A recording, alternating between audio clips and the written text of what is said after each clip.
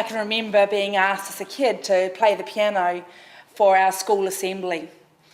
It was a lot of pressure because in front of all these kids, I had to start the introduction for the hymn.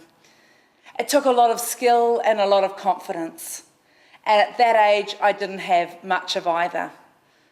And in many ways, it took me a lot of courage to get up to play again and again, particularly when I had made mistakes along the way. It was so much easier when I was playing as part of a whole band because there were other instruments complementing what I was doing. You know, that's exactly what it's like for our kids. We're asking them to have courage. We're asking them to stand up for what they believe in. But if we're asking them to do it as a solo, there's a lot of pressure upon them. You as a family can be like part of the band. You can be playing together. And as skill and confidence develop, then the soloist emerges.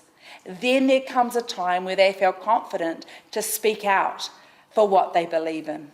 We've been talking with your kids about Daniel and how he stood up for what he believed in. He continued to pray even though the king had ordered him not to. Daniel had had time to practice this. It wasn't just a one-off thought. It had been part of his life.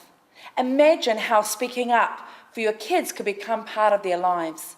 What better place to practice that than in the family?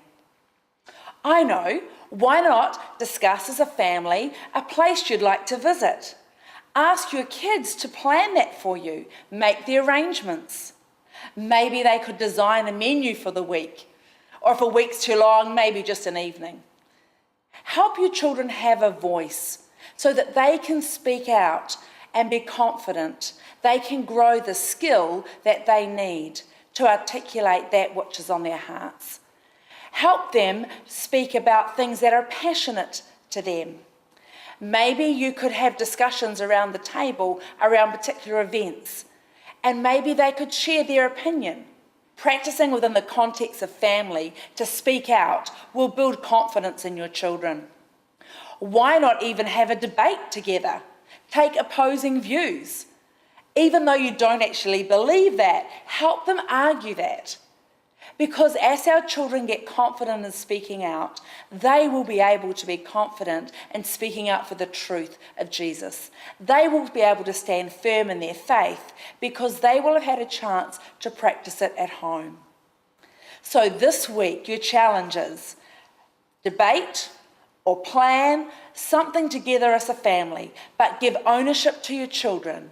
And they will be building confidence, the skills that will help them to be courageous, because courage is being brave enough to do what we should do, even when we're afraid.